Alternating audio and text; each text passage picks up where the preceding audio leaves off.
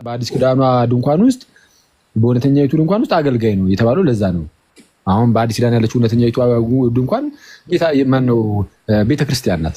የክርስቶስ አካሉ ማለት ናት። መንግስቱ እየተባለች ትጠራለች። እና የጌታ መንግስት አይፈርስም፣ አለቀ። ስለማይፈርስ ያቺ ጉባኤ እንደ ጉባኤ ሁሌም ስለምትኖር እዛች ጉባኤ ውስጥ ነው ያለው። ድንገት የሆነ ሰዓት ላይ የጀመረው ጉባኤ ውስጥ ከሆነ ያለው አይ የጌታ ቤተክርስቲያን የሆነ ሰዓት ላይ አትጀምርም፣ ያን የጀመረችው ጉባኤ ካልሆነ አልገባም ነው ማለት ያለብህ። አንደኛው እሱ ነው። ከሐዋርያት ጀምሮ የመጣች ጉባኤ ናት ወይ ጉባኤው አንድ ጉባኤ። ሁለተኛው ደግሞ ከሐዋርያት ጀምሮ በቅብብሎች ውስጥ የመጣ አስተምህሮ አለ ወይ? ትምህርቱ፣ አስተምህሮ፣ እምነቱ፣ ሐዋርያዊ እምነት የመጀመሪያው አፖስቶሊክ ሰክሴሽን ነው። አሁን ደግሞ አፖስቶሊክ ፌዝ፣ ሐዋርያዊ የሆነ እምነት ደግሞ ያስፈልጋል። አያችሁ፣ ሐዋርያዊ የሆነ አስተምህሮ ሐዋርያቱ የሰበኩት አባቶቻችን ተቀበለው ደግሞ ሐዋርያቱ እንዲህ ያስተማሩት ብሎ ያስተላለፉልን። ዝም ብሎ ሐዋርያቱ ያስተማሩት ብቻ የማለት ጉዳይ አይደለም። በነገራችን ላይ አባቶቻችንም ይህንን ተቀበለናል ብለው ማስተላለፍ አለባቸው። አስተምህሮ እንደዚህ ነው። በመንፈስ ቅዱስ አሰራር በቅብብሎች ውስጥ የሚመጣ ነው እንጂ ብድግ ብለህ መጽሐፍ ቅዱስን ምዝዝ ብለህ የሆነች ጥቅስ እየመዘዝክ ብቻ አይ ሐዋርያት እንዲህ ያስተማሩት እያልክ ብቻ የሆነች ጥቅስ ስለጠቀስክ ብቻ አንተ ትክክል ትሆናለህ ማለት አይደለም። ፕሮቴስታንቶች መጽሐፍ ቅዱስ ብቻ ብለው የጦዘ ነገር ውስጥ የገቡት በዚህ ምክንያት ነው። በምን ምክንያት ነው? መጽሐፍ ቅዱስን የሆነች ነገር ይጠቅሳሉ፣ በቃ ሐዋርያት እንዲህ ብለው ይሄዳሉ ይላል። ራሱ እንደተረዳው ማለት ነው። ራሱ እንደተረዳው ይዙት እና እንደዛ አይቻልም። ሐዋርያት እንዳስተማሩት አባቶቻችን እንዳስተላለፉልን፣ ሐዋርያት እንዳስተማሩት አባቶቻችን ደግሞ ምን እንዳደረጉልን በቤተክርስቲያን ውስጥ መንፈስ ቅዱስ ይህንን የጌታን አስተምህሮ ጠብቆ ያኖሯል። ጠብቆ ልክ መጽሐፍ ቅዱስን እንደሚጠብቀው የእግዚአብሔር ቃልን ማለት ነው። ሰዎች የሚድኑበትን አስተምህሮም ደግሞ መንፈስ ቅዱስ ነው የሚጠብቀው እንጂ ሌላ እኮ አይደለም። መንፈስ ቅዱስ በቤተክርስቲያን ውስጥ ይጠብቀዋል። ስለዛ ሁለቱን ማሟላት አለባት አንዲት ቤተክርስቲያን። እውነተኛ የጌታ ቤተክርስቲያን ለመሆን አንደኛ ከሐዋርያት ጀምሮ የመጣች ጉባኤ መሆን አለባት በአንድም በሌላ መንገድ። ሁለተኛ ከሐዋርያት ጀምሮ በቅብብሎች ውስጥ የመጣውን አስተምህሮ ትምህርት መያዝ አለባት። ሁለቱ ግዴታ ናቸው። የእኛ ቤተክርስቲያን ትክክል የምትሆነው እንደዚህ ሁለቱንም ስለምታሟላ ነው። ኦሪየንታል ኦርቶዶክስ ቤተክርስቲያን ከዓለም ማነው ከሐዋርያት ጀምሮ የመጣች ናት። ሐዋርያ የሆነ አስተምህሮም አላት። ያ በቃ ቃልት ያሰማልን። እሺ ቲቲ እሺ፣ እንኳን ደህና መጣሽ። ከ1 እስከ 27 መረጭ። ቁጥር 3 ኤክሌሲያ ምን ማለት ነው?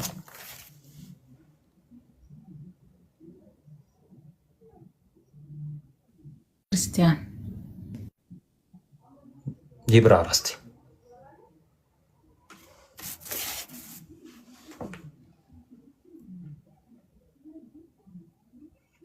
ክርስቲያን ኤክሌሲያ ማለት ቤተክርስቲያን ወይም ጉባኤ ማለት ነው። ወይ ደግሞ የእግዚአብሔር ሕዝብ።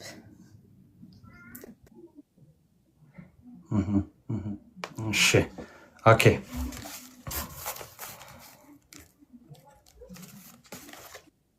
ቃኒ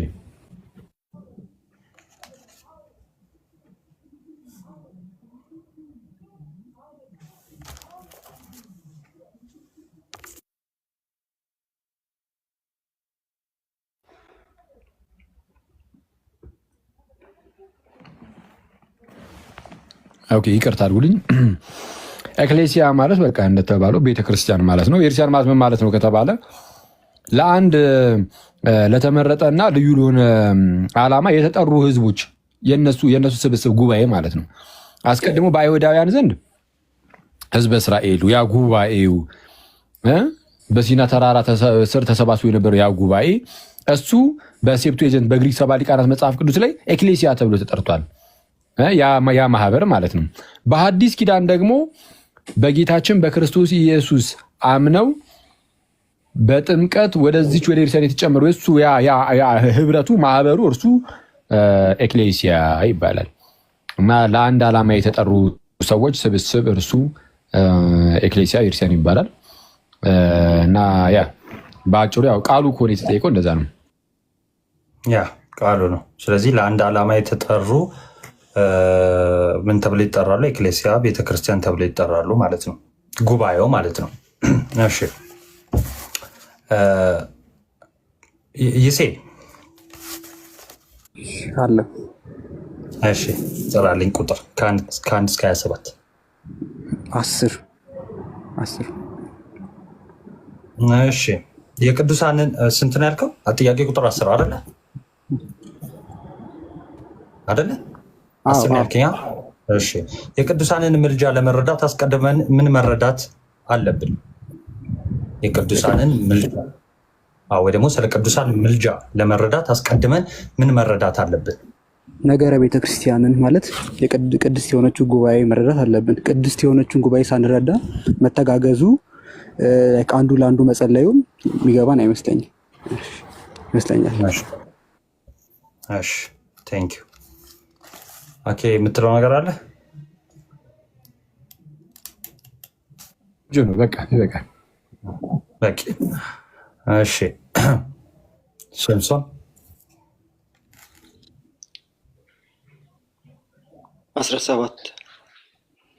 17 በሐዲስ ኪዳን ትልቁ ስጦታችን ምንድን ነው? በሐዲስ ኪዳን ትልቁ ስጦታችን ምንድን ነው? ትልቁ ያገኘነው ነገር ወይ ደግሞ ትልቁ ስጦታችን ምንድን ነው በሐዲስ ኪዳን? እሺ የመጀመሪያው ስለማይታየው ስለ እግዚአብሔር በአንድ ልጁ በኢየሱስ ክርስቶስ ምክንያት ስለሱ ማወቃችን፣ ሁለተኛው ደግሞ በዚህ በተገለጠው በእግዚአብሔር ልጅ አማካኝነት የገነትን በር ማለት በሱ በር መከፈት ፕላስ ደግሞ የእግዚአብሔር ልጅ መሆንን እውነተኛ እግዚአብሔር ልጅ። እሺ ኦኬ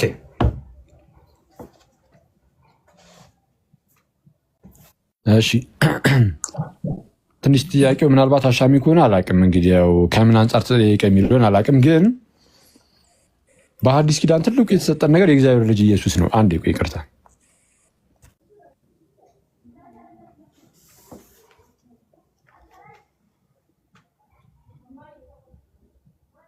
እነዚህ አሁን ሳምሶን ያልካቸው ስጦታዎች ናቸው። አዎ ግን ደግሞ ከሱ ያው ትልቁ ስጦታ ከሚለው አንጻር ነው። ኦኬ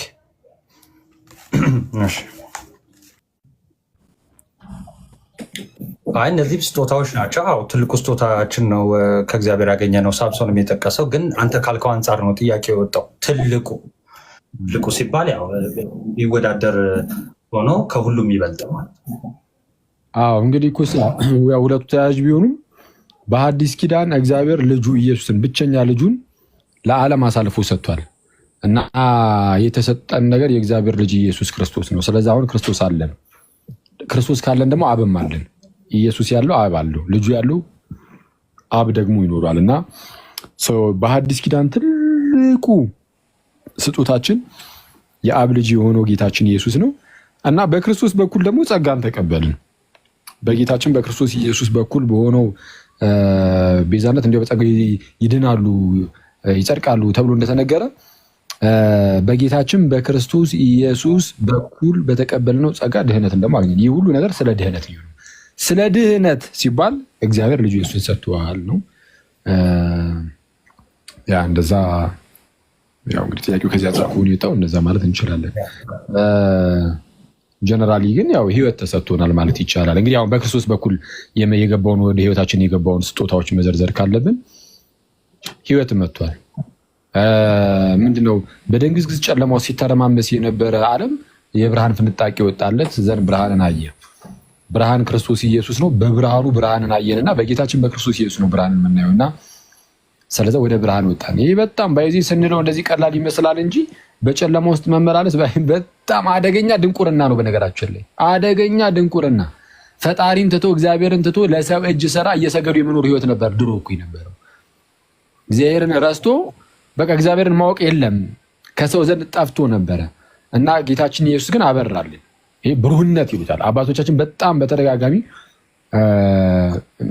ምንድነው ኢሉሚኔሽን? ምንድነው ብርሃንነት ነው ኢሉሚኔሽን፣ እንደዛ በቃ ብርሃንነት እና እንደዛ ይህንን ነገር ለእኛ ሰጠን በክርስቶስ በኩል እና አባቱን እንድናውቀው እግዚአብሔር እንድናውቀው አደረገ። ከሞት ወደ ህይወት እንድንመጣ ተስፋ እንዲኖረን ሞትን እየፈራን እንዳንኖር አደረገን። በሞት ጥላ ስር ሆነን በቃ ይሄ ስለ ሞት ፍርሃት የሆነ በባርነት ታስረን እንኖር ነበር። በቃ ሞትን ሰው ሁሉ ይፈራው ነበር። ለምን? አንድ ጊዜ መጥቶ ሞት ይውጥህና ከዛ በኋላ አነዋወሪ ይጠፋል። አለቀ። ምን ታመጣለህ? ምንም አታመጣም።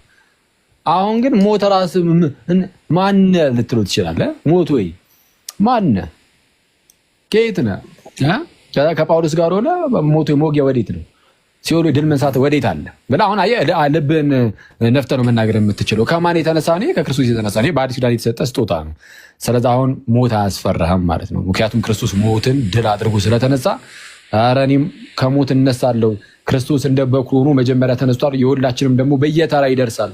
ስለዛ ሞትን አልፈራውም ብለን መናገር የቻልነው በአዲስ ኪዳን ነው ማለት ክብርም ምስጋናም ሁሉ ለጌታችን ኢየሱስ ይሁንና በእርሱ ምክንያት ነው። ባይዝ ይህንን ሁሉ ተስፋ እንዲያዝ ነው። በጣም ይሄ ባይዝ ትልቅ ተስፋ ነው። በደንብ የሆነ ሜዲቴት አድርጉበት እስቲ፣ የሆነ ኮንተምፕሌት አድርጉ እዚህ ጉዳይ ላይ። ዝም ብላችሁ ቁጭ ስትሉ ምናምን ሞታችሁ እንደማትቀሩ ዝም ብላችሁ ትንሽ አስቡበት እና ይሄ በጣም ትልቅ ተስፋ ነው። በጣም ትልቅ ተስፋ። ይሄ ሞተን እንደምንቀር እያሰብን ብንኖር ኖሮ ጭልምልም ነበር የሚደብር ሁሉም ነገር። የሆነ መኖር ራሱ ያስጠላን ነበር ማለት እንደምን ሞት ስናስብ እዚህ መኖር ራሱ ያስጠላ ነበር። እንደው ባልመጣ ኖርም ሊያስብል ይችላል። ግን ደግሞ ተነስተን ለዘላለም እንደምንኖር እናውቃለን። ያውም ደግሞ ኋላ ላይ የሚመጣው ኑሯችን የሆነ አሁን ላይ የሆነ ደስ እንደሚሉ ነገሮች አሉ። ልክ እንደዛ እንኳን አይደለም። ኋላ ላይ የሚመጣው ህይወት የተዘጋጀልን ዓይን ያላየችው ጆሮ ያልሰማው አንዳች ታላቅ ነገር እግዚአብሔር እርሱን ለሚወዱት ያዘጋጀላቸው ነገር አለ፣ ያዘጋጀልን ነገር አለ እና ወደዛ ደስታ መግባት አለን። ስለዚህ ወደዛ ደስታ መግባት አለን። ያንን ስንወርስ ጋይስ አሁን እዚህ እንደው ያኔ ከእህቴ ጋር አልተዋወቅም ከአባቴ ጋር አልተዋወቅም ምናምን የሚል ነገር ራሱ ሊያስጨንቀን ይችላል አይደል? ያኔ ሌላ ታሪክ ውስጥ ነው የምንገባውና እንደዚህ ነው እንደዛ ነው ባላችሁ። አሁን ግን በቃ ልዩ የሆነ ህይወት እንጀምራለን። ፍጹም ሊገለጽ የማይችል አይነት ደስታ ውስጥ እንደምንገባ ጌታ ተስፋ አስደርጎናል። ጌታ ደግሞ በተስፋው የሆነ ወደኋላ የሚል አይደለም። የሆነ ተስፋው የታመነ የሚሰጠው ተስፋ የሚሰጠን ቃል በጣም የታመነ ነው እና ልዩ የሆነ ህይወት ከፊታችን እንዳለ እያሰብን የምንኖርበትን ተስፋ የሰጠን ያገኘነው በአዲስ ኪዳን። የሁሉ ነገር የሆነው ግን በክርስቶስ በኩል ነው። ስለዛ እግዚአብሔር ልጁ ኢየሱስን ስጦታ አድርጎ ለኛ ስለሰጠን በልጁ በኩል ይህን ሁሉ ዛቅን አፈስን እንዲሁ በጸጋ ሁሉ ነገር አግኝተናል። እኛ ደግሞ ክርስቶስን በመምሰል ህይወት ውስጥ እያደግን ይህንን እንፈጽማለን ማለት ነው።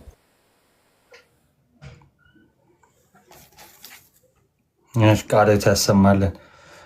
እሺ አሁን የተባለውን ሁላችሁም አጽንኦት ስጡ እና ኤፌሶን 2:5 ይነበብ ማለት ነው። ሙታን በነበርን ሰዓት ከልጁ ጋር ህይወትን እንደሰጠ የሚናገር ክፍል ነው። እሺ ወደ ቀጣይ ጥያቄ ቲቲ ቃላት ያሰማለን። አኪዋ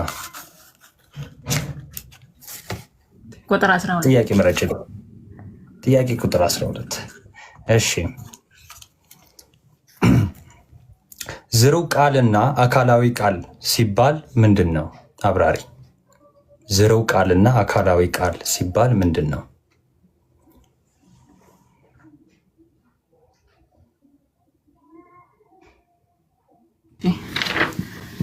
ዝሩው ቃል ማለት እኛ የምንናገረው ቃል ዝሩው ቃል ነው። አካላዊ ቃል ግን ህይወት ያለው አዋቂ እኔ የሚል ማለት ነው። ልክ በዮሐንስ ወንጌል ምዕራፍ 1 ቁጥር 1 ላይ በመጀመሪያ ቃል ነበረ፣ ቃልም በእግዚአብሔር ዘንድ ነበረ፣ ቃልም እግዚአብሔር ነበረ ይላል።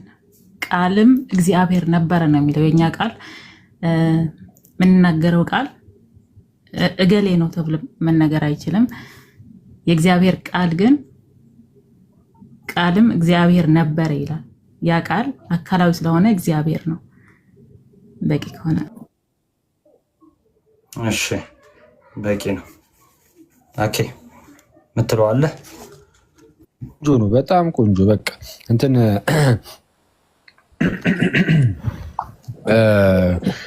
እንዴት ነው ዝሩው ቃል ማለት? ያው እንደተባለው በቃ የንግግሩ ማለት ነው። ያው ከአንደበታችን የሚወጣው ቃል ይሄ ዝሩው ቃል ይባላል። እና አካላዊ ቃል ሲሆን ግን የሆነ ማመዛዘን የሚችል ኢንቴሊጀንት የሆነ ማለት የሆነ እንደዚህ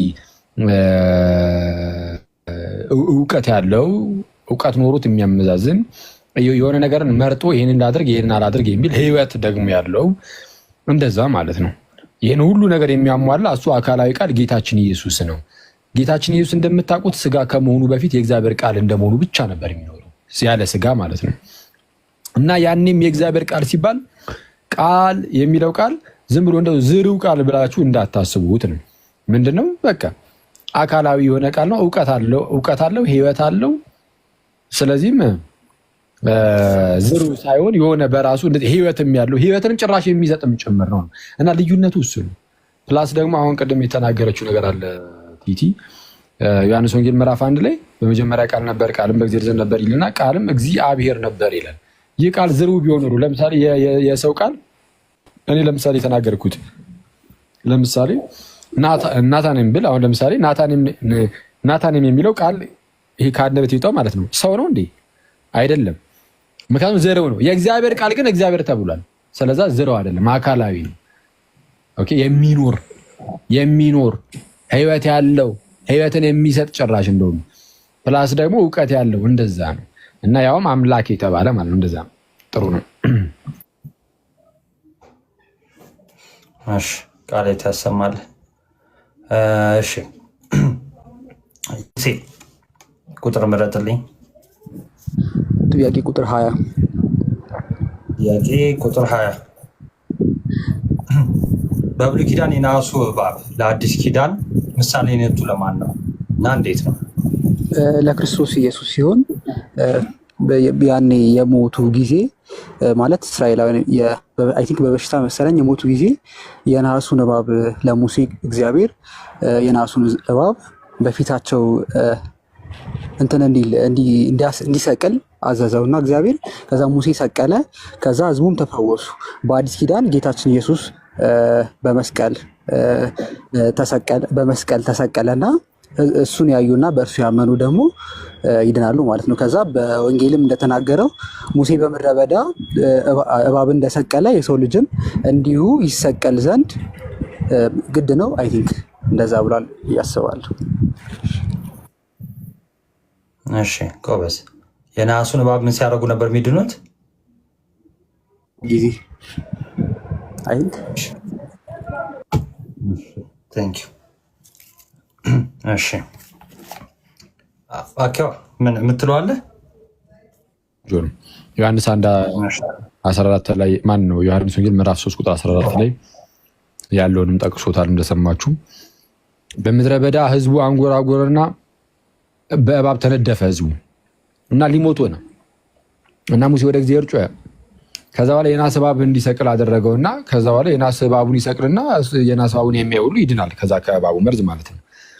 እና አሁን በአዲስ ኪዳን ደግሞ ሙሴ በምድረ በዳ እባብን እንደሰቀለ እንዲሁ የሰው ልጅ ይሰቀል ዘንድ ይገባዋል ብሎ ጌታችን ኢየሱስ ተናገረ። በእርሱ የሚያምን ሁሉ የዘላለም ሕይወት እንዲኖረው ብሎ ይናገራል። እና ያኔ እያዩ ይድኑ ነበር። አሁን ደግሞ እያመኑ ያላመነ ሰው አይድንም። የሚያምኑ ክርስቶስ እንደተሰቀለ የሚያምኑ በክርስቶስ ኢየሱስ የሚያምኑ እነርሱ ይድናሉ። እና ጥሩ ነው። በቃ ቆንጆ ነው። እሺ ሳምሶን ጥያቄ ቁጥር 5 ጥያቄ ቁጥር 5 እሺ የኤፌሶኑ ጉባኤ የመጀመሪያው ቃለ ግዘት ወይም ደግሞ አናቴማ ምንድን ነው?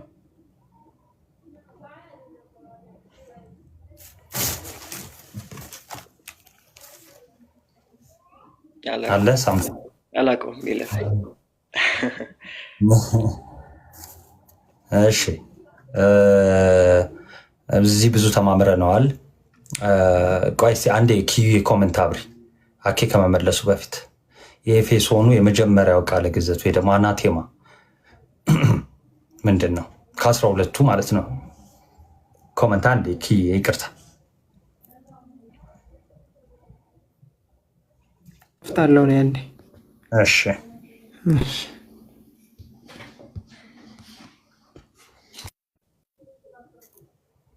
እስኪ ኮመንት ላይ ጻፉልኝ ባጭሩ አድርጋችሁ። እሺ የመጀመሪያው አናቴማ እሺ ባጭሩ እንትን ማለት እንትን ይላል።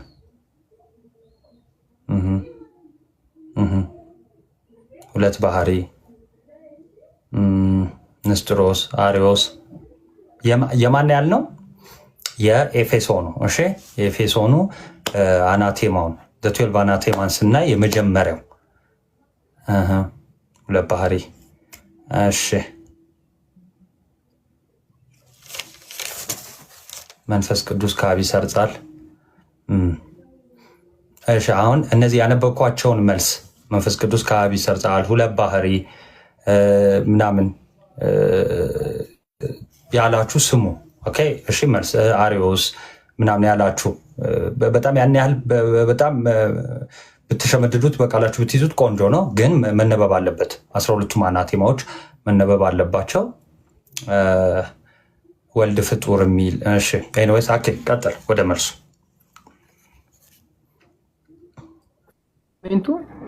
በቃ አሁን ስሙ እሺ፣ ሁላችሁም ከስር ያላችሁ እሺ።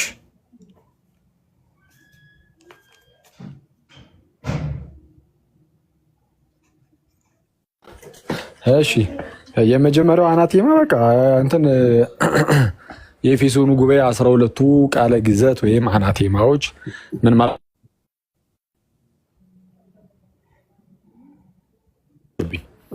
እሺ ተደውሎ ነው። ኦኬ ቃለ ግዘት ማለት ምንድን ነው? ይሄን የማያደርግ የተወገዘ ይሁን፣ ይሄን የማያደርግ ይሄን የማያምን የተወገዘ ይሁን። ይቅርታ ይሄን የማያምን ቢኖር የተወገዘ ነው። የሆነ ማለት ከሐዋርያዊ ከሆነው አስተምህሮ ውጭ የሆነ የሚያምን የተወገዘ ይሁን እያለ የተነገረበት ነው። 12 ናቸው የኤፌሶኑ። እነዚህ የቄርሎስ ናቸው። አስቀድሞ ቄርሎስ ነው እነዚህ 12ቱን ቃለ ግዘት የሚያስቀምጠው።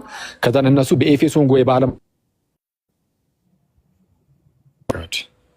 በዓለም አቀፍ ጉባኤ ደረጃ እነዚህ 12ቱ ቃለ ግዘቶች ይጸድቃሉ ማለት ነው። ትክክል አዎ ብሎ በዓለም አቀፍ ደረጃ ይሆናሉ። እነዚህም ማለት ያው ይነገርላቸዋል ማለት ነው። እና የመጀመሪያው አናቴማ ምን የሚል ነው? አማኑኤል እርሱ ፍጹም አምላክ እንደሆነ የማያምን ቢኖር፣ አማኑኤል እርሱ ፍጹም አምላክ እንደሆነ የማያምን ቢኖር። ለምን መሰላችሁ? አማኑኤል አምላክ እንደሆነ የማያምን ቢኖር ተብሎ የተጀመረው። አንዳንድ ሰዎች እነ ንስጥሮስ እመቤታችን የአምላክ እናት አይደለችም ይላሉ። መጽሐፍ ደግሞ ሲናገር ኢሳያስ ምን ይላል? እነሆ ድንግል ትጸንሳለች ወንድ ልጅም ትወልዳለች ስሙንም ማን ይሉታል? አማኑኤል አይደለ? አማኑኤል ነው የምትለው። ስለዚህ አሁን አማኑኤል አምላክ ነው አይደለም ነው? አማኑኤል አምላክ ከሆነ በቃ ድንግሊቱ የምትወልደው አማኑኤል ተብሏል። ስለዚህ እሷ የምትወልደው ነው አምላክ። ስለዚህ እሷ ወላዲት አምላክ ናት። ሰው ምን ብለው ይጀምራሉ? አማኑኤል እርሱ ፍጹም አምላክ እንደሆነ የማያምን ቢኖር። ቅድስት ድንግልም ደግሞ ቃልን በስጋ እንደመውለዷ ቃል ስጋ ሆነ ይላልና ይላል። በስጋ እንደመውለዷ ቃልን የአምላክ እናት እንደሆነች የማያምን ቢኖር የተወገዘ ይሁን ይላል። የመጀመሪያው ቃለ ግዘት ይሄ ነው። የእመቤታችንን ፍጹም አምላክነት የእመቤታችንን ወላዲት አምላክነትን የሚክድ ቢኖር የተወገዘ ይሁን እንደማለት ነው። አጭሩ እንደዛ ታይ። እሺ ከስር ያላችሁ ሰምታችኋል ብዬ እንትን እላለሁ። ስለዚህ የመጀመሪያው ቃለ ግዘት ወይ ደግሞ አናቴማ ምንድን ነው? አኬ እንዳለው አማኑኤል እውነተኛ አምላክ መሆኑንና እናታችን ቅድስት ድንግል ማርያም ደግሞ ወላዲተ አምላክ ወይም ደግሞ ቴዎቶኮስ እንደምትባል ማዘር ኦፍ ጋድ እንደምትባል የማያምን ቢኖር የተወገዘ ይሁን የሚል ነው። እሺ ቀጣይ ቲቲ ከስር ስትጽፉ የነበራችሁ ቅድም በቃ ይሄን አሻሽለን እናልፋለን ዛሬ ማለት ነው። ቲቲ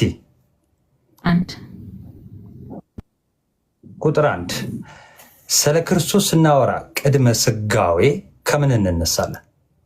ስለ ክርስቶስ ስናወራ ቅድመ ስጋዌ ከምን እንነሳለን?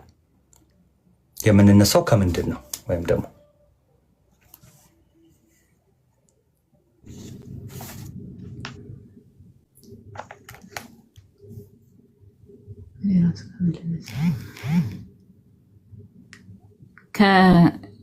የእግዚአብሔር አብ ልጅ ብቸኛ ልጅ እንደመሆኑ ወይ ደግሞ በቃል ስጋ ሳይዋሃድ በቃል እንደነበረ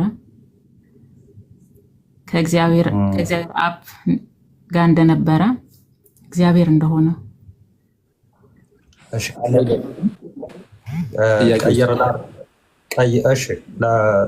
ስለ ክርስቶስ ቅድመ ስጋዌ ስለ ክርስቶስ ስናወራ ቅድመ ስጋዌ ከምንድን ነው የምንነሳው? ወይ ደግሞ ከምንድን ነው መነሳት ያለብን? ከምን እንነሳለን? ብቻ ዘላለማዊነቱን ያው ቅድመ ስጋዊ ማለት ከዘላለሙ ብለን ነው የምናወራው። ከምንድን ነው የምንነሳው ማለት ነው እኮ። ቅድመ ስጋዊ ከሆነ ስለ ቃል ነው የምናወራው። ከምንድን ነው የምንነሳው? ምን አልከን? አኬ ከአምላክ ነው። ናይስ ቆንጆ ነው። ቀጥይ። እሺ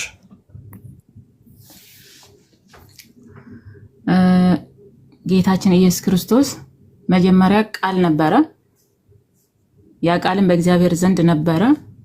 እናም ፈጣሪ እንደሆነ ደግሞ ሁሉ የፈጠረ እንደሆነ ደግሞ በዮሐንስ 1:3 ላይ ሁሉ በእርሱ ሆነ፣ ያለ እርሱ አንድ ስንኳ የሆነ የለም ይላል። ስለዚህ ስለ ፈጣሪነቱ፣ ስለ አምላክነቱ፣ ስለ ቃል ዘላለም አምላክነቱ ነው መውራት የምንችለው። ኦኬ። ስለዚህ ከምን ነው የምንነሳው? ከአምላክነቱ። እሺ በጣም ጥሩ ነው። ቆንጆ ነው። የነ ሙሊሽ ጓደኛ ነሽ? የነ ሙሊሽ የነ ኬቢ ምናምን ከይቅርታ ጋር እቲት ኦኬ። በትውውቅ ደረጃ ነው። ጥሩ ነው። አዎ እንግዲህ ከቅድመ ስጋዊ ከተባለ ስጋ ከመሆኑ በፊት በዘላለም ውስጥ ነበረ ተብሎ የተነገረለት ቃል እንደመሆኑ በመጀመሪያ ቃል ነበረ፣ ቃልም በእግዚአብሔር ዘንድ ነበረ፣ ቃልም እግዚአብሔር ነበረ። በነበረ ደረጃ የተነገረለት ቃል እንደመሆኑ ነው። ቃል ደግሞ አምላክ ነው። ስለዛ ይሄ የዮሐንስ ወንጌል በቃ እንደዛ ነው። አስቀድሞ ከስጋ ከመሆኑ በፊት ከነበረው ነው የሚጀምረው። በመጀመሪያ ቃል ነበረ ብሎ በመጀመሪያ ቃል ነበረ፣ ቃልም በእግዚአብሔር ዘንድ ነበረ፣ ቃልም እግዚአብሔር ነበረ ብሎ ስለሚጀምር አምላክነቱን እንዲይዝና ከዛ ደግሞ ወደ ሰውነቱ እንመጣለን ማለት ነው። እንደዛ ነው። ጥሩ ነው። ጎበዝ ልጅ። እሺ ይሴ ቃልት ያሰማለን። አሜን አሜን።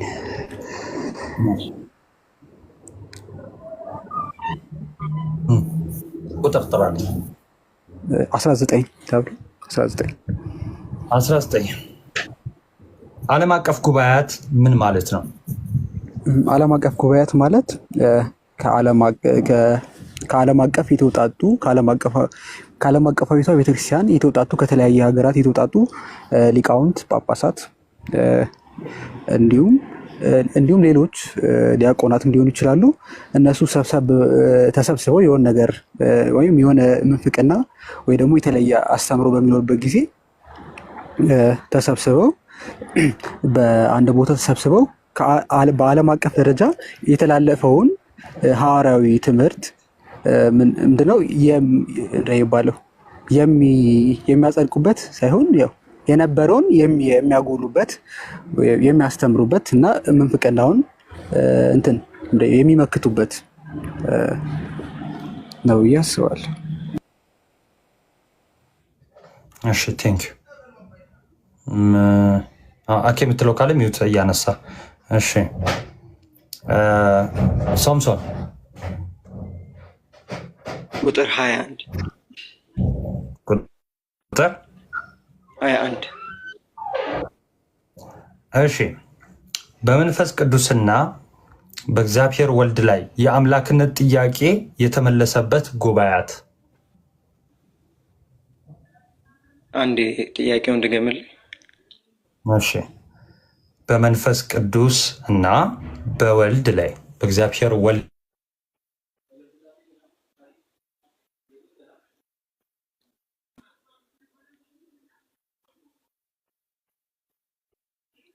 ብቻ ነው የተቋረጠው ወይስ ሁላችንም ጋር ነው? እኔ ጋርም ተቋርጧል። አሁን መጥቷል። ተቋርጬ ነበር። ተቋርጠ ነበር። በእናትህ ድገመው ስትለኝ እሺ ልድገምልህ። እሺ በመንፈስ ቅዱስ እና በእግዚአብሔር ወልድ የአምላክነት ጥያቄ የተነሳው የአምላክነት ጥያቄ የተመለሱበት ጉባኤያት። አሁን ይሰማል? አሁን ይሰማል። የክርስቶስ አምላክነት የተመለሰበት ጉባኤ መጀመሪያው የኒቅያ ጉባኤ ነው። ሁለተኛው ደግሞ የመንፈስ ቅዱስ አምላክነት በግልጽ የተነገረበት ጉባኤ ደግሞ ቦዝ ኒቅያም ቀጣዩ በ381 የተደረገው በቁስጥንጥንያ ጉባኤም ጭምር ነው። እሺ ናኬ የምትለው ነገር አለ? አይበቃ ኒቅያ ላይ አይበቃ ብዬ የምናገረው ነገር አይበቃ ብዬ ሲጀምር በቃ ካልክ በቃ ዝገው ሚት አድርጎ አትለኝም እንደ አንተ ራስህ እየማርክ እና እንግዲህ የክርስቶስ አምላክነት ላይ የኒቂያው ጉባኤ ዋናው የመሰብሰባቸው ምክንያት የአርዮስ ምንፍቅና ነው፣ ወልድን ፍጡር ማለታቸው። በኋላ ላይ ግን ኒውማቶማኪ የሚባሉ ሰዎች ተነሱ። ማለት በዚህ መልኩ የሚጠሩ እነሱ ራሳቸውን ኒውማቶማኪ እያሉ ሳይሆን ኒውማቶማኪ የሚለው ቅጽል በእነ ቅዱስ አትናቴዎስ ነው የተሰጠው። በዚህ እነ ቅዱስ አትናቴዎስ ኒውማቶማኪ ይሏቸዋል። ምንድነው? ጸረ መንፈስ ቅዱስ ማለት ነው። እነዚህ መንፈስ ቅዱስን ፍጡር የሚሉ እነ መቄዶኒዮስ፣ ማሲዶኒየስ እና የመሰሉ ማለት ነው። እነሱን የመሰሉ ሰዎች መንፈስ ቅዱስን ፍጡር ነው ይሉ ነበረ። ለሱ የቁስጥንጥንያው ጉባኤ በደንብ ምን ብሎ ይናገራል? በመንፈስ ቅዱስ የኒቂያው ጉባኤ ስለ መንፈስ ቅዱስ በቃ በመንፈስ ቅዱስም እናምናለን ነበር የሚለው። በመንፈስ ቅዱስም እናምናለን ብሎ የዘጋው። ስለ መንፈስ ቅዱስ ሌላ ዝርዝር ሀሳቦችን አላስቀምጠም። በዋናነት ትኩረት የነበረው ወልድ ላይ ስለነበረ፣ የቁስጥንጥንያው ጉባኤ ላይ ግን እነዛ ሰዎች ኒውማቶማኪስ ተነስተው ስለነበር በጣም በዝተው ስለነበረ ምን አለ? በመንፈስ ቅዱስም እናምናለን፣ እርሱም ጌታ ሕይወትን የሚሰጥ ከአብ የሚወጣ ከአብና ከወልድ ጋር በአንድነት እንሰግድለታለን እናመሰግናለን ይላል። ከአብ እና ከወልድ አብና ወልድ አምላክ ለሆኑ ይታወቃል። በቃ ኦልሬዲ ይታወቃል። ይነሴንስ ኦፍኮርስ መንፈስ ቅዱስም አምላክ ለሆኑ ይታወቃል። ግን ምንፍቅናን ከመመከት አንጻር ማለት ነው ከአብ እና ከወልድ ጋር በአንድነት እንሰግድለታለን። አንድ ሰው ምን ብሎ ሲጠይቅ ሰምቼዋለሁ ከዚህ ቀደም ይህንን ነገር አይቶ አብና ወልድ ይሰግዱለታል ማለት ነው ከኛ ጋር አንድ ላይ ሆኖ ለመንፈስ ቅዱስ የሚል ሰው ያለ ሰው ነበር። እንደዛ አይደለም። ከአብና ከወልድ ጋር በአንድነት እንሰግድለታለን ማለት ከአብና ከወልድ ጋር እኛም አንድ ላይ ሆነን ከነሱ ጋር እንሰግዳለን ለመንፈስ ቅዱስ። እንደዛ የሚባል አብ ለምን ለመንፈስ ቅዱስ ይሰግዳል? አይሰግድም። እንደዛ ሳይሆን ለአብ ለወልድ እንሰግድ የለ በአንድነት ለመንፈስ ቅዱስም ከአብና ከወልድ ጋር ማለት ነው ለአብና ለወልድ እንደምንሰግደው በአንድነት ለመንፈስ ቅዱስ ይሰገዳል። ሚኒንግ መንፈስ ቅዱስ ከአብም ከወልድም ጋር አንድ ነው። ስለዚህ አንድ ጌታ ነው፣ አንድ አምላክ ነው የሚለው በደንብ በስፋት እዛ ላይ ተነግሯል። በቃ እንደዛ ነው። እሺ ቲቲ ቃል ተሰማል። ቲቲ 4 ቁጥር 24 እርሱም የማይታይ አምላክ ዳሽ ነው ዳሽ ሙላ እና ቁጥሩንም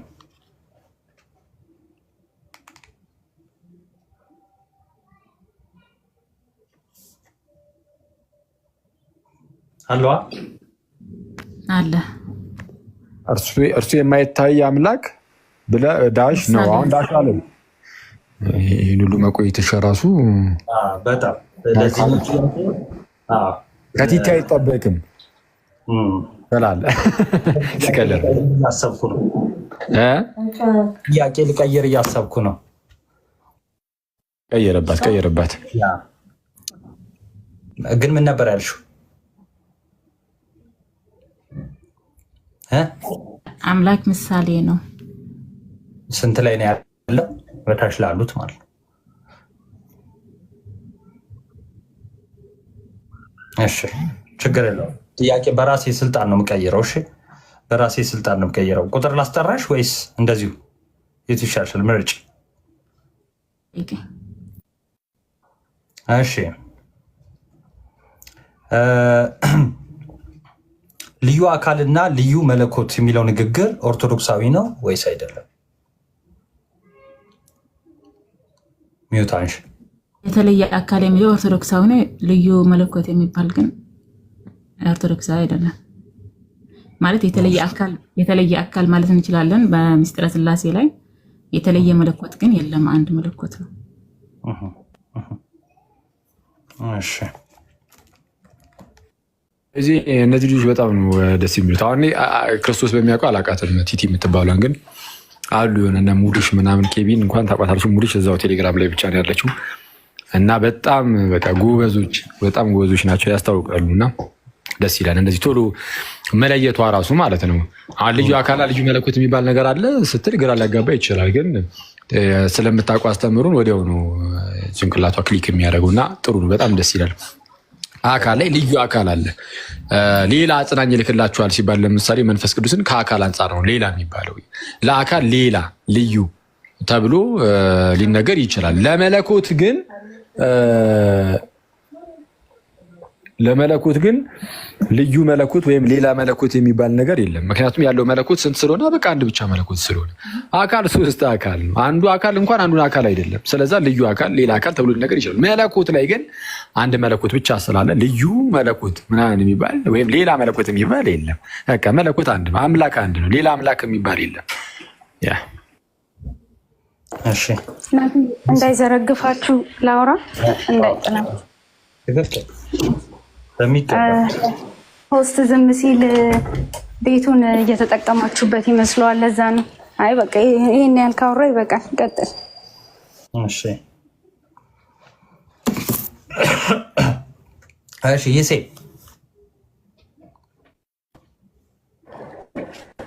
አለ ጥያቄ ቁጥር አለ ጥያቄ ቁጥር 6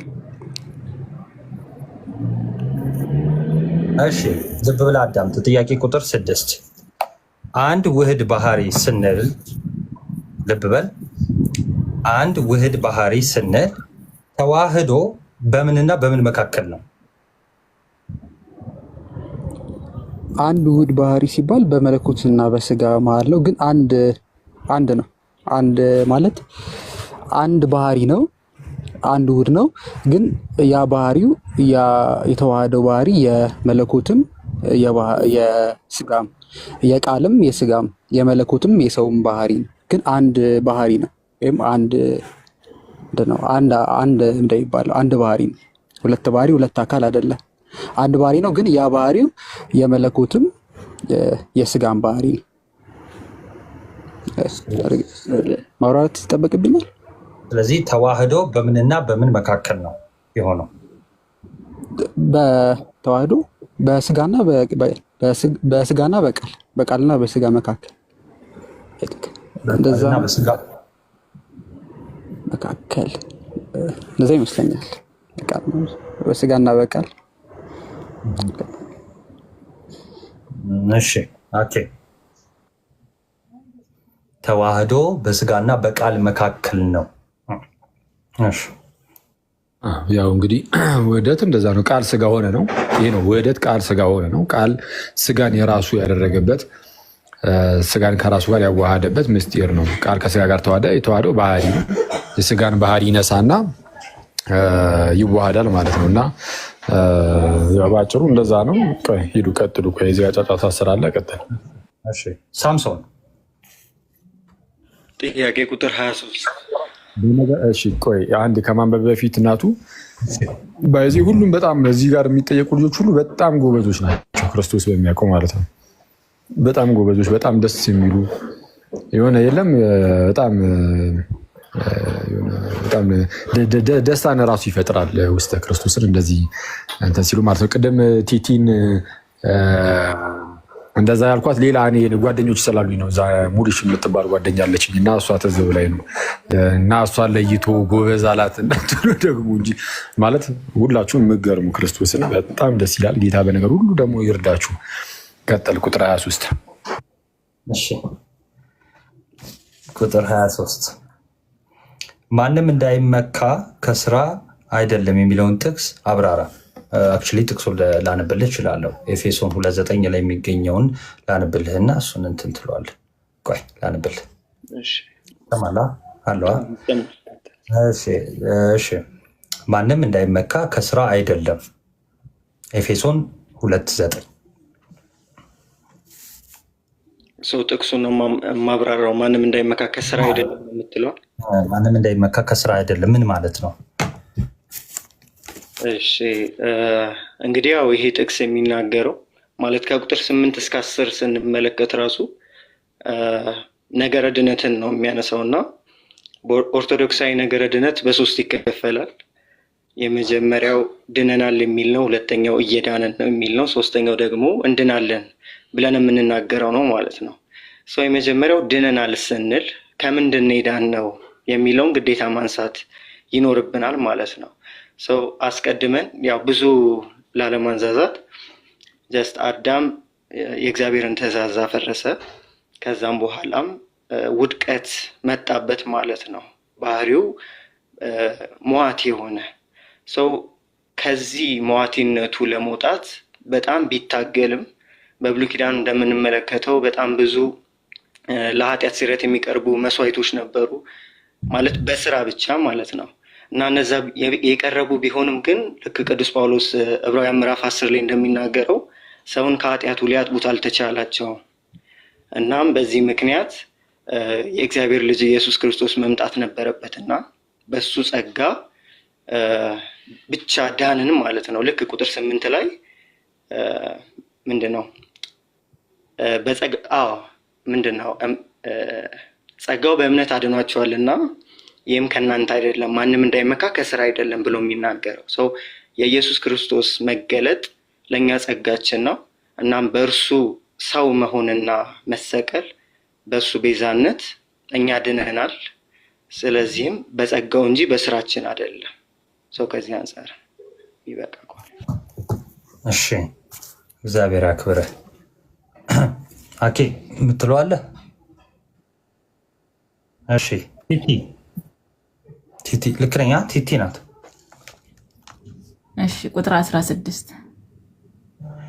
እሺ፣ ቁጥር 16 ጌታችን መድኃኒታችን ኢየሱስ ክርስቶስ ከተናገረው ስልጣናዊ ቃል ከመጽሐፍ ቅዱስ አንዱን ጥቀሽ።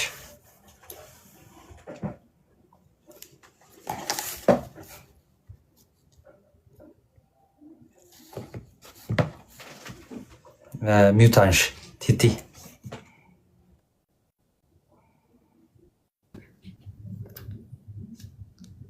ጌታችን መድኃኒታችን ኢየሱስ ክርስቶስ ከተናገረው ስልጣናዊ ቃል አንዱን ጥቀሽ። እንዴት ነው ስልጣናዊ ቃል? ግልጽ አድርገው እስኪ አንዴ። ስልጣናዊ የሆነና ያልሆነ ቃል አለው እንዴ? አይ የለውም። ታላቅ የሆነ ቃል አንዱን ጥቀሽ ነው። ስለ አምላክነቱ አሁን ካብራራሁት ወደ መልሱ ነው የሚሄደው።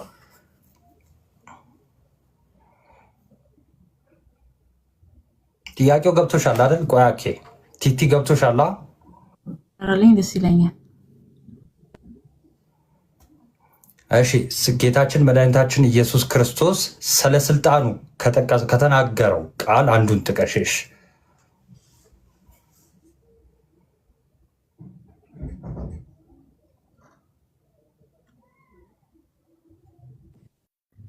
እኔ ህይወት እና እኔ ትንሣኤና ህይወት ነኝ።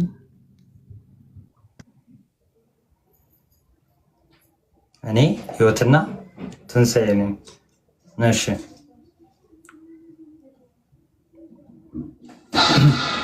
ጨረሽ? እሺ ወደ አኬል ዙር። አኬል ጠይቀ አለ ያ ጌታችን መድኃኒታችን ኢየሱስ ክርስቶስ ስለ ስልጣኑ ከተናገረው መጽሐፍ ቅዱሳዊ ጥቅስ ስለ እርሱ ስልጣን ከተናገረው ነው። አሁን ለምሳሌ መጽሐፍ ቅዱሳችን እንደምታውቀው ለምሳሌ ክርስቶስ እንደ ባለስልጣን አስተማራቸው ተብሎ ተነግሯል። ያ ማለት ሌላው ትምህርት እንደ ባለስልጣን አይደለም ማለት አይደለም።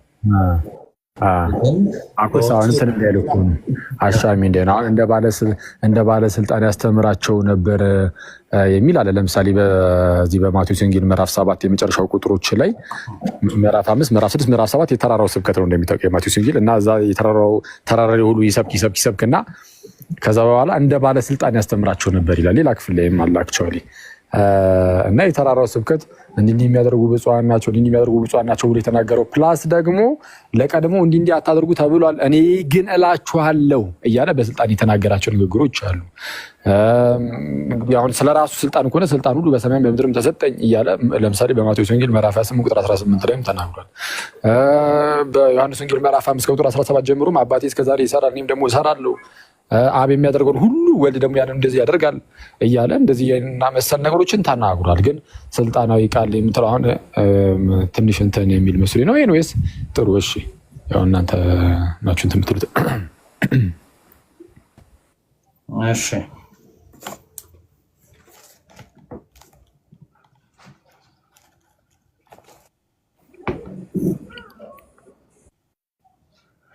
እሺ 5 ጥያቄ ተጠይቀዋል።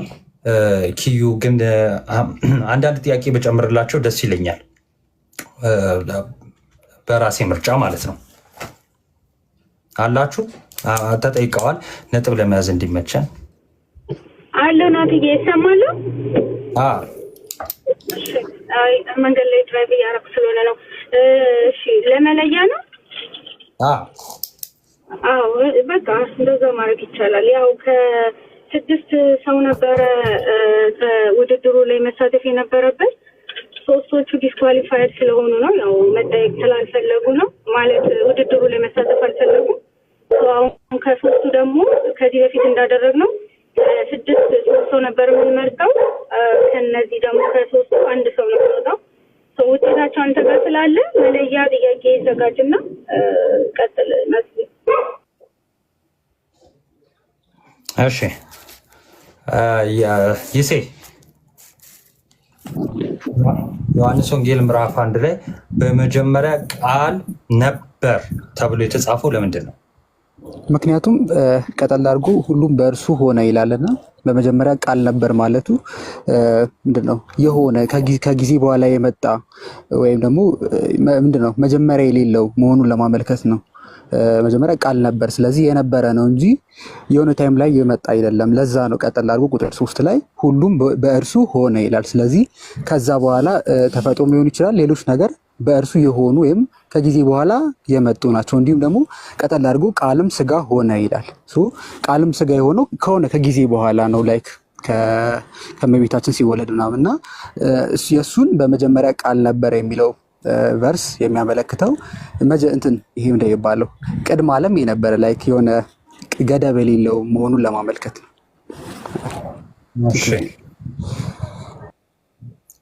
እሺ ሳምሶን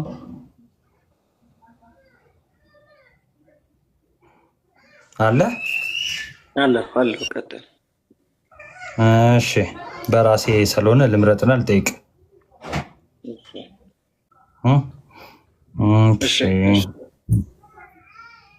ከክርስቶስ ጋር አንድ የምንሆንበትን ጸጋ እግዚአብሔር በምን በኩል ነው የሚሰጠን? ከክርስቶስ ጋር አንድ የምንሆንበትን። እሺ ሮሜ ምዕራፍ 6 ካልሳሳትኩኝ ቁጥር 3 ላይ ቅዱስ ጳውሎስ እንደሚናገረው የተጠመቃችሁ ሁላችሁ ከክርስቶስ ኢየሱስ ጋር አንድ ትሆኑ ዘንድ እንደተጠመቅን አታውቁምን ብሎ ስለሚናገር በጥምቀት ነው ከክርስቶስ ኢየሱስ ጋር አንድ የምንሆነው። እሺ እግዚአብሔር አክብርልን። ቲቲ አለሁ። የቅዱስ ቄርሎስ በኤፌሶን ጉባኤ የቅዱስ ቄርሎስ ፎርሙላ ተብሎ የሚታወቀውን ምንድን ነው?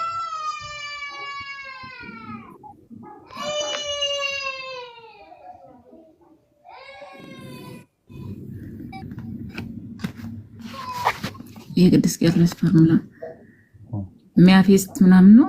እሱን ያላውቅም። ቲኤስስ በአማርኛ በጌተኛ በግሪክም ትችላለች። በሶስቱም አስተምሯል ከዚህ በፊት ፎርሙላውን ማለት ነው። ሲሪል ፎርሙላ የሚባለው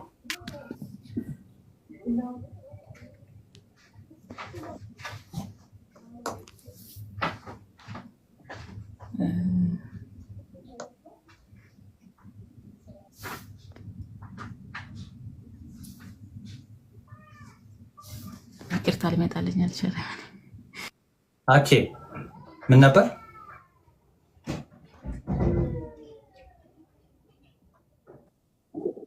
እናቱ ከቨር አድርጊልኝ። እሺ ኮመንት ሲያብሩ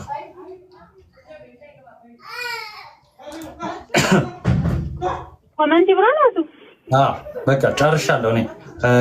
ኮመንት አብሮና ግን ይሄ መጨረሻውን ያው ቅዱስ ቄርሎስ ሲባል ግዴታ ማወቅም ስላለብን ምናምን በጣም በጣም ጎበዞች ናችሁ። ይሴ ሳምሶን ቲቲ ኮመንት አብሮ ፕሊዝ አንዴ ሞዴሬተር አንዴ አብሩና ጥያቄውን ጨርሰናል።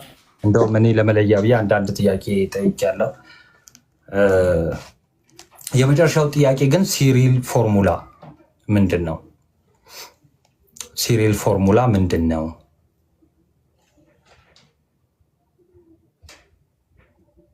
እስኪ ኮመንት ላይ ሃይፖስታቲክ ዩኒየን አይደለም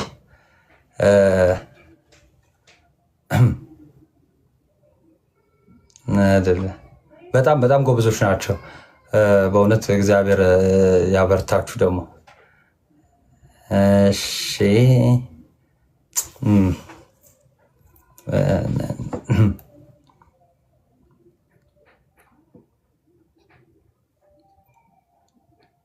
በግሪክ የጻፈ ነው። ሞክርልህ። እሺ ቆይ ይሄኔ ይጻፍ ውስጥ ባይ ዘ ወይ ተደጋጋሚ ሰው እኮ ነው የሚጽፈው። ምኑን ጻፉ ብላቸው ነው? ሲሪል ፎርሙላ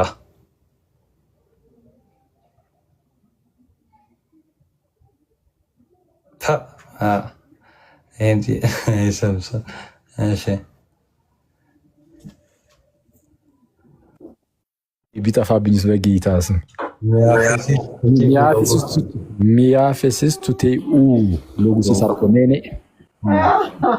በአማርኛ ወይ ደግሞ በእንግሊዘኛ ይበሉት።